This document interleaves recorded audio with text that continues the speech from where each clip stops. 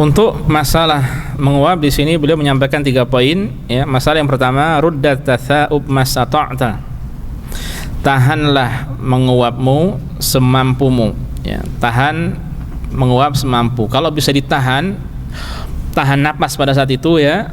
Kalau bisa memang bisa ditolak, tolaklah. Itu yang paling baik ya. Itu yang paling baik.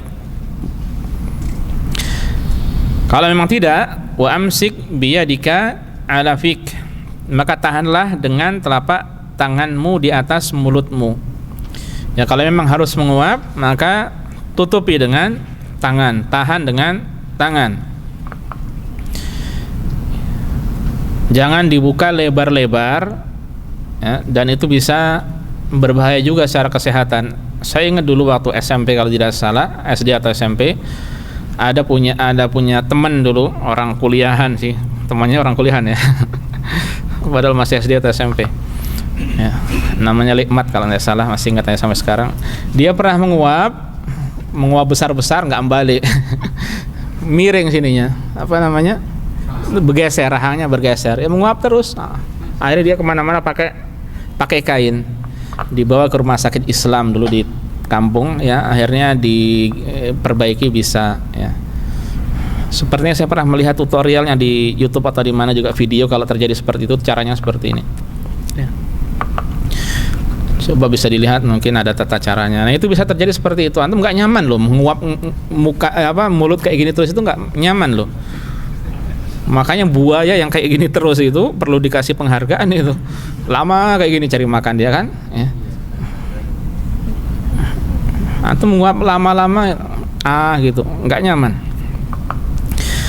Makanya ditutup dan ditahan, jangan sampai besar mulut itu terbuka. Terkadang antum kalau sampai bunyi apa klek gitu ya, kletak.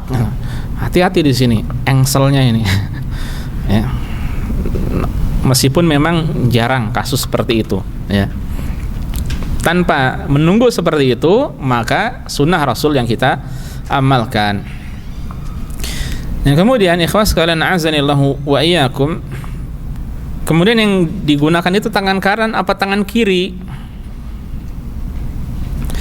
Syekh Shalih Al-Utsaimin hafizahullah beliau mengatakan kalau seandainya mulutnya itu masih berbau seger ya, maka dengan menggunakan tangan kanan, mungkin dia habis gosok gigi atau habis pokoknya bersih-bersih ya, itu masih seger, maka dengan tangan kanan. Kalau mungkin habis makan atau bau mulut sudah terasa ya, atau baru bangun tidur ya, maka dengan tangan kiri ya, kata beliau. Dan yang sempurnanya itu dengan punggung tangan, punggung telapak tangan, punggung telapak tangan ya. Apa faedahnya? Contohnya kanan atau kiri, karena kalau kita memegang barang-barang selanjutnya nanti kan tidak terkena apa, kotoran dari mungkin uap dari mulut kita ya. Nah itu faedahnya. Termasuk tertinggal ini dari adab makan tadi. Ikhwas sekalian azanillahu wa iyyakum, untuk adab makan ada kebiasaan Rasul sallallahu alaihi wasallam. Kalau beliau makan kurma itu kan ada bijinya. Beliau tidak mengambil dengan apa ini namanya, pokoknya dengan tangan itu, tidak seperti itu. Caranya beliau dengan apa? Saya lupa tangan kanan atau tangan kiri, tapi intinya diletakkan di sini. Ya. Diletakkan di sini, kemudian dibuang. Karena nanti untuk tangan yang mau mengambil itu adalah tangan ini. Dan terkadang orang kalau ngambil makanan itu ambil, diletakkan, ambil yang lainnya dilepas gitu kan. Pilih-pilih, pegang-pegang. Ini termasuk tidak adab juga, antum mengambil pegang, ini paling gede ambil. Yang lainnya bekas tangan antum mambu. Ya. Makanya berusaha, terkadang kita seperti itu. Makanya berusaha kita pintar sedikit lah. Caranya bagaimana? Kita awasi dulu jarak jauh. Set. Itu paling besar. Ambil ya. Itu adab makan Rasulullah SAW. Dan beliau juga melarang kalau makan kurma, mungkin rotop atau kurma, ngambil langsung dua. Itu tidak adab juga. Orang yang lihat bisa ngambil 3 nanti. Selanjutnya 4, 5, cepat habis. Jadi satu-satu, adabnya satu-satu, makan satu ya.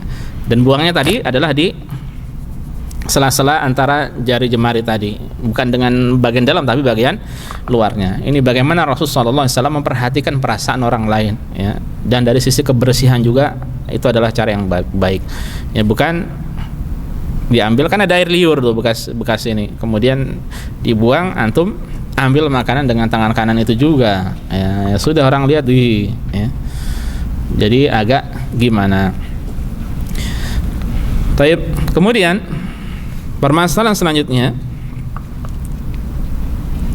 wala taqul nggak perlu dipraktekkan. Ya, ini poin yang ketiga terakhir.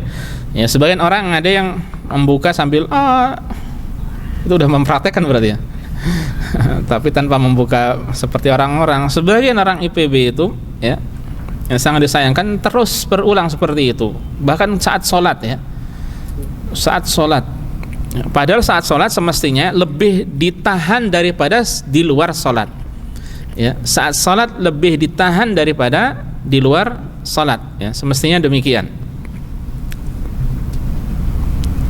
Apa pertanyaan? Oke. Taib. Nah itu, ya. Baik atau atau kalimat-kalimat dengan dibikin-bikin itu bukan termasuk dari adab Islami. Ini bukan termasuk dari adab Islami. Tambahan untuk adab menguap.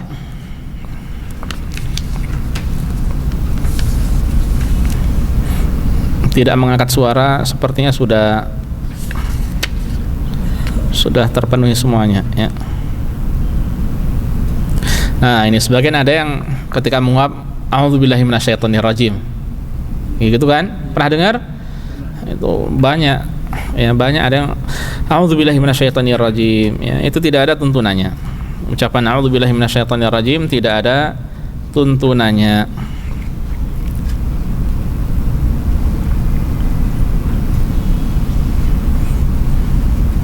Jadi tidak ada tuntunannya dari Rasul sallallahu alaihi wasallam, ya. Lebih kalau dilazimi lebih dekat kepada perkara bid'ah dalam agama, ya. Dan kalau dia mengucapkan a'udzubillahi minasyaitonirrajim, berarti dia meninggalkan satu sunnah, tidak menahan, ya, tidak menahan mulutnya dengan tangan. Orang a'udzubillahi minasyaitonirrajim, semestinya ditutup, ditahan. Taib. Nah, itu tambahan untuk adab menguap.